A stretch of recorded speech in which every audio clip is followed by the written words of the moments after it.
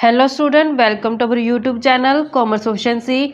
आज की क्लास में हम कवर करेंगे टॉपिक प्रिपेयर करना फिक्स्ड असेट्स अकाउंट को ओरिजिनल कॉस्ट बेस पे। इससे लास्ट वीडियो में हमने कवर किया था फिक्स्ड असेट्स अकाउंट बनाना रिटन डाउन वैल्यू बेस पे।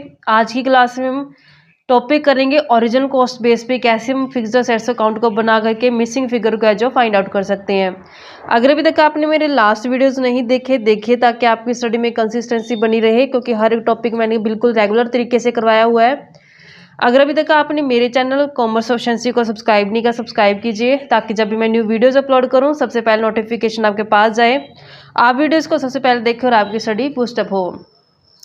तो यहाँ पे प्रिपेयर करेंगे फिक्स्ड असेट्स अकाउंट को ओरिजिनल कॉस्ट बेस में। क्या है मतलब, क्या होता है कि ओरिजिनल कॉस्ट बेस का ओरिजिनल कॉस्ट बेस में ये होता है कि जो डेप्रिसिएशन होता है वो घटाया नहीं जाता। जो बुक वैल्यू होती है यानी कि जो हमारे पास बैलेंस शीट के अंदर वैल्यू गिवन होती है फिक्स्ड असेट्स की, वो ओरिजिनल कॉस्ट पे पड़ी होती है, उसमें से डेप्रिसिएशन जो डिडक्ट नहीं किया जाता, यानी कि ग्रॉस वैल्यू पे पड़ी होती है जो हमारी फिक्स्ड असेट्स होती है। तो उस केस में फिर हमें दो अकाउंट्स बनाने पड़ते हैं, फिक्स्ड असेट्स अकाउंट अलग बनाना पड़ता है और डेप्रिसिएशन अकाउंट है जो हमें अलग बनाना पड़ता है।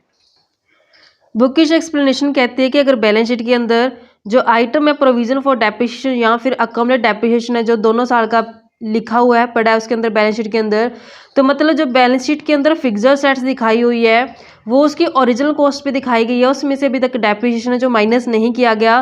तो इस केस में फिक्स्ड असेट्स अकाउंट है और जो प्रोविजन फॉर डेप्रिसिएशन अकाउंट है जो अलग से बनाने पड़ेंगे। तो जब प्रिपेयर करेंगे फिक्स्ड असेट्स अकाउंट को, जो अमाउंट होगा फिक्स्ड असेट्स का या तो परचेज या फिर सोल्ड का जो हमारे पास आ जाएगा, जो बैलेंस फिगर आएगा। प्रोविजन फॉर डेप्रिसिएशन अकाउंट बनाने से हमें डेप्रिसिएशन पता चल जाएगा कितना ड्यूरिंग द ईयर, यानी कि करंट ईयर का डेप्रिसिएशन जो चार्ज किया गया है। यानी कि ओरिजिनल कॉस्ट में क्या होगा, ओरिजिनल कॉस्ट में क्या होगा कि जैसे यहाँ पे बैलेंस शीट गिवन है हमारे पास, बैलेंस शीट में जैसे 2 साल का डाटा गिवन है, तो ये असेट साइड का बता रहे हैं हम आपको। तो यहाँ पे मान लो कि प्लांट एंड मशीनरी गिवन है, प्लांट एंड मशीनरी मान लो कि यहाँ पे 2021-22 का डाटा गिवन है 2 लाख से, और यहाँ पे ऐसे 3 लाख से। तो यहाँ पे हमें अगर डेप्रिसिएशन भी दे रखा है अलग से, तो यहाँ पे मान लो कि 10,000 डेप्रिसिएशन दे रखा है या 20,000 डेप्रिसिएशन दे रखा है। तो इस केस में यहाँ पे जब प्लांट एंड मशीनरी दिखा रखी है और अलग से डेप्रिसिएशन दिखा रखा है, मतलब समझेंगे कि इसके अंदर हमने अभी तक डेप्रिसिएशन जो माइनस नहीं किया हुआ। तो जो ये वैल्यू है प्लांट एंड मशीनरी की, ये किस बेस पे है, ओरिजिनल बेस पे है। तो जब हमें क्वेश्चन के अंदर यहाँ पे एडिशनल इन्फॉर्मेशन गिवन होती है, तो एडिशनल इन्फॉर्मेशन के अंदर हमें इन्फॉर्मेशन रिगार्डिंग जो सेल होती है कि इतनी फिक्स्ड असेट्स को सेल कर दिया गया, इतनी कॉस्ट थी, इतना डेप्रिसिएशन था उसके ऊपर, तो इस तरीके से वो हमें गिवन होगा एडिशनल इन्फॉर्मेशन के अंदर। तो हम कैसे इस अकाउंट्स को प्रिपेयर करेंगे, तो यहाँ पे मुझे 2 अकाउंट्स प्रिपेयर करने पड़ेंगे। एक तो हम बनाएंगे यहाँ पे फिक्स्ड असेट्स अकाउंट को, फिक्स्ड असेट्स अकाउंट बनाया जाएगा। यहाँ पे हमें ब्रैकेट के अंदर बताना पड़ता है कि कौन से बेस पे है। तो यहाँ पे हम ओरिजिनल कॉस्ट बेस पे जो बनाएंगे, तो यहाँ पे फिक्स्ड असेट्स अकाउंट बनाएंगे। और अगर डेप्रिसिएशन है जो हमारे पास अलग से बैलेंस शीट के अंदर दिखाया गया है, तो फिर हमें एक अकाउंट और प्रिपेयर करना पड़ेगा, अकम्युलेटेड डेप्रिसिएशन अकाउंट, अकम्युलेट डेप्रिसिएशन अकाउंट जो प्रिपेयर करेंगे। तो यहाँ पे पहले मैं आपको अकम्युलेट डेप्रिसिएशन का अकाउंट का बनाना बताती हूँ कैसे हम करेंगे। ये इस अकाउंट की डेबिट साइड होती है, ये क्रेडिट साइड होती है। तो जब हम बैलेंस शीट बनाते होते हैं, बैलेंस शीट की यहाँ पे असेट साइड पे दिखाते होते हैं फिक्स्ड असेट्स लेस करके उसमें से डेप्रिसिएशन। तो यहाँ पे जो डेप्रिसिएशन किया जाता है वो लेस किया जाता है, या तो इसको अपोजिट साइड दिखा दो या फिर इसमें से माइनस कर दो, तो बात तो एक ही, यानी कि फिक्स्ड असेट्स में से क्या किया जाएगा, माइनस किया जाएगा। तो इस कारण से जो इसका बैलेंस होगा, ओपनिंग बैलेंस जो स्टार्ट किया जाएगा वो क्रेडिट साइड से स्टार्ट किया जाएगा। तो जब हम इसकी ओपनिंग बैलेंस लिखेंगे, बाय बैलेंस बीडी के नाम से लिखेंगे ओपनिंग बैलेंस, क्योंकि अगर असेट्स होती है, असेट्स का डेबिट होता है तो उसका डेबिट साइड से शुरू होता है, लेकिन ये तो लेस की गई है, तो इस कारण से इसको कहाँ दिखाएंगे हम, क्रेडिट साइड पे। यहाँ पे इसका ओपनिंग बैलेंस आता होता है और यहाँ पे इसका दिखाते हैं हम closing balance to balance CD के नाम से, क्लोजिंग बैलेंस यहाँ पे जो मेंशन कर दिया जाएगा। अब यहाँ पे आता है हमारे पास करंट ईयर का डेप्रिसिएशन, जिसे हम दिखाते होते हैं बाय डेप्रिसिएशन के नाम से, डेप्रिसिएशन नाम से हम दिखाएंगे। ये जो डेप्रिसिएशन होता है ये हमारे पास करंट ईयर का डेप्रिसिएशन है जो आता है।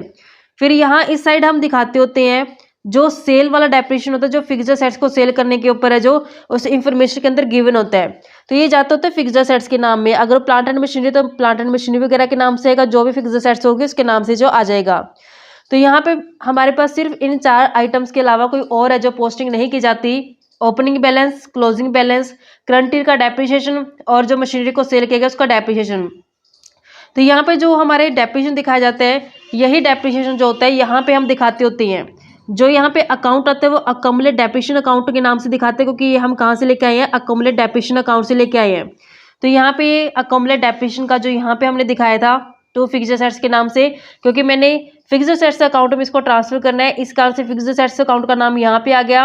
अक्यूमुलेट डेप्रिसिएशन लेके आए हैं तो यहाँ पे अक्यूमुलेट डेप्रिसिएशन अकाउंट का जो नाम आ जाएगा। अब बनाते हैं हम फिक्स्ड एसेट्स अकाउंट को। तो यहाँ पे जो फिक्स्ड एसेट्स होती है ये असेट साइड दिखाते हैं हम इसको, तो असेट्स का डेबिट बैलेंस होता है, तो इस कारण से इसका ओपनिंग बैलेंस कहाँ आएगा, डेबिट साइड आएगा। 2 में आ जाएगा बैलेंस BD, और ऐसे यहाँ पे क्लोजिंग बैलेंस आ जाएगा बाय बैलेंस CD के नाम से। अब यहाँ पे जो भी सेल या परचेज की जाती है, तो यहाँ पे अगर सेल की गई है तो बैंक आएगा, तो बाय बैंक के नाम से दिखा देंगे अगर सेल की गई है। तो अगर मान लो सेल करने से लॉस हो जाता है तो यहाँ पे आता है by loss on sale of fixed assets. Fixed assets को अगर सेल करके लॉस हो गया है, तो यहाँ पे डेबिट साइड जो हमारी ये डेबिट होती है, ये क्रेडिट साइड होती है। डेबिट साइड में एक तो ओपनिंग बैलेंस आता है, नेक्स्ट अगर गेन हो गया सेल करने से 2 में gain on sale of fixed assets है जो यहाँ पे आ जाएगा, और 2 में बैंक के नाम से अगर परचेज की जाती है फिक्स्ड एसेट्स तो यहाँ पे जो आ जाती है। तो इस तरीके से हमारे पास अकाउंट का जो है परफॉर्मा बनता है। तो 2 अकाउंट्स हमें इसमें बनाने पड़ते हैं, एक तो फिक्स्ड एसेट्स अकाउंट बनाया जाता है और दूसरा बनाते हैं डेप्रिसिएशन अकाउंट। तो अब इसको प्रैक्टिकल हम एग्जाम्पल कवर करते हैं कि प्रैक्टिकल एग्जाम्पल हम कैसे इसका ट्रीटमेंट करेंगे। तो स्टेटमेंट देखते हैं उसकी, एग्जाम्पल की स्टेटमेंट कवर करते हैं। स्टेटमेंट कहते हैं कि हमारे पास डाटा गिवन है, cash flow from investing activity prepare करनी है हमने। मशीनरी हमारे पास कॉस्ट के ऊपर गिवन है, ओपनिंग और क्लोजिंग बैलेंस 3 लाख से और 320 से गिवन है। डेप्रिसिएशन अलग से दिखा रखा है 90,000 और 1 लाख, यानी कि इस मशीन में से डेप्रिसिएशन घटाया नहीं हुआ। ये मशीन है जो ओरिजिनल कॉस्ट बेस पे जो हमारे पास गिवन है। नेक्स्ट पेटेंट है जो 260 से 140 हो चुके हैं, गुडविल 80 से 1 लाख हो चुकी है। एडिशनल इन्फॉर्मेशन में ड्यूरिंग द ईयर का मतलब है करंट ईयर का डाटा गिवन है। डेप्रिसिएशन जो लगाया गया प्लांट एंड मशीनरी के ऊपर 36,000, यानी कि ये डेप्रिसिएशन है जो करंट ईयर का डेप्रिसिएशन है। मशीन जिसकी बुक वैल्यू 20,000 थी उसको सेल कर देगा 16,000 में। पेटेंट जिसकी कहता है बुक वैल्यू 80 थी उसको सोल्ड कर दिया 1/10 में। तब यहाँ पे हमने प्रिपेयर करने हैं मशीन अकाउंट, उसके लिए डेप्रिसिएशन अकाउंट भी बनाना पड़ेगा क्योंकि ये हमारा ओरिजिनल कॉस्ट बेस पे है।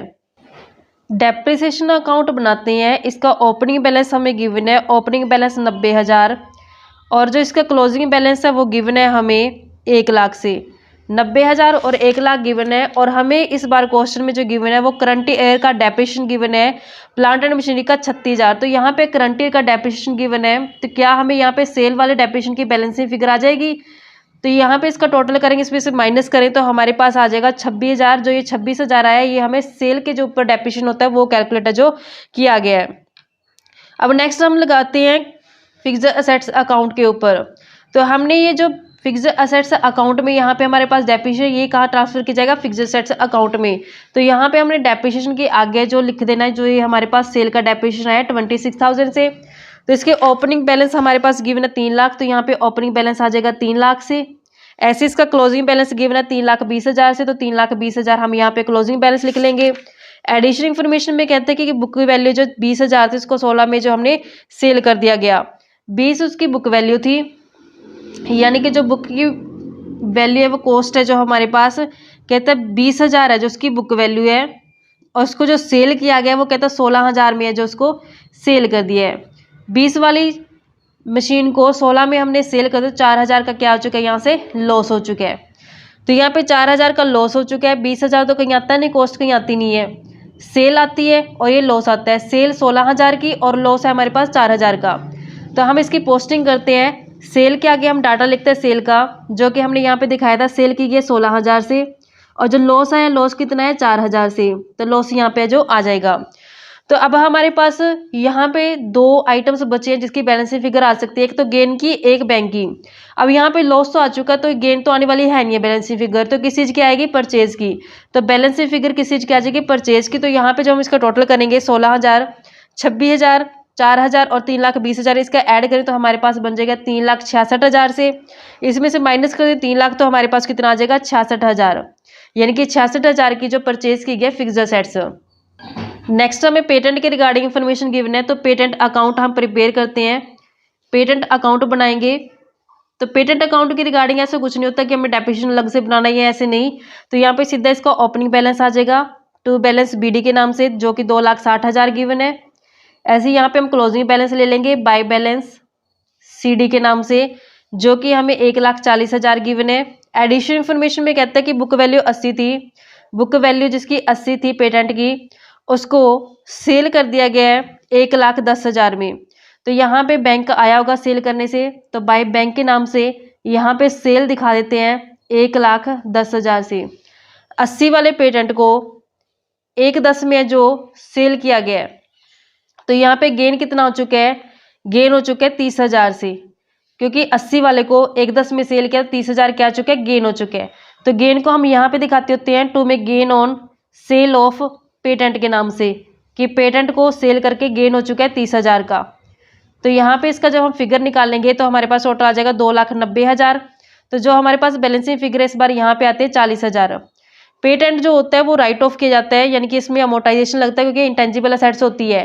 तो अब यहाँ पे जो बैलेंसिंग फिगर आ जाएगी वो किस चीज़ की आ जाएगी, statement of profit and loss के नाम से दिखाएंगे, क्योंकि यहाँ पे ना ये पेटेंट क्या हो चुका है, राइट ऑफ हो चुका है, यानी कि अमोर्टाइज हो चुका है। तो ये बैलेंसिंग फिगर है जो किस चीज़ की आ जाएगी, स्टेटमेंट प्रॉफिट एंड लॉस की, क्योंकि जब ये राइट ऑफ होता है तो इसको कहाँ से चार्ज किया जाता है, प्रॉफिट एंड लॉस अकाउंट से। अब हम प्रिपेयर करके चलते हैं cash flow from investing activity, cash flow from investing activity, यानी कि इन्वेस्टिंग एक्टिविटी से कितना है जो कैश का फ्लो हुआ है इन्वेस्टिंग एक्टिविटी।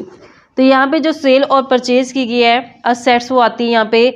सबसे पहले सेल की गई मशीनरी, तो यहाँ पे आ जाएगी सेल ऑफ मशीनरी, मशीनरी का जो सेल किया गया, सेल करने से कैश का इनफ्लो होता है तो ये पॉजिटिव आ जाएगा। फिर परचेज की गई थी मशीनरी, तो परचेज ऑफ मशीनरी जो आएगी 66,000, इससे परचेज करने से कैश का आउटफ्लो हो जाता है, तो इसका आंसर नेगेटिव फिगर आएगा। फिर पेटेंट को सेल किया गया था, तो सेल ऑफ पेटेंट के नाम से यहाँ पे हम दिखाते हैं इसको सेल ऑफ पेटेंट 1,10,000 से। नेक्स्ट हमारे पास गुडविल है, 80 से 1 लाख हो चुके हैं, बढ़ चुकी है। गुडविल कब बढ़ी होगी, जब परचेज की होगी। तो यहाँ पे परचेज ऑफ गुडविल के नाम से जो दिखा दिया जाएगा कि गुडविल परचेज की गई है 20,000 से। तो यहाँ पे जब हम इसका हिसाब करेंगे तो 40,000 है जो आ जाएगा, जो 40,000 है ये net cash flow from investing activity है, तो इसको लिखेंगे नेट कैश फ्लो हुआ है कहाँ से, फ्रॉम इन्वेस्टिंग एक्टिविटी से, इन्वेस्टिंग एक्टिविटी यानी कि इन्वेस्टिंग एक्टिविटी से जो नेट कैश का फ्लो हो चुका है इतना। इस तरीके से बच्चों ये समता आई होप कि आपको क्लियर हो गया होगा। नेक्स्ट क्लास में हम नेक्स्ट टॉपिक जो बनता है फाइनेंसिंग एक्टिविटी कवर करेंगे। ऐसे ही रेगुलर वीडियो देखने के लिए आप मेरे चैनल कॉमर्स प्रोफिशिएंसी को सब्सक्राइब, लाइक एंड शेयर करें।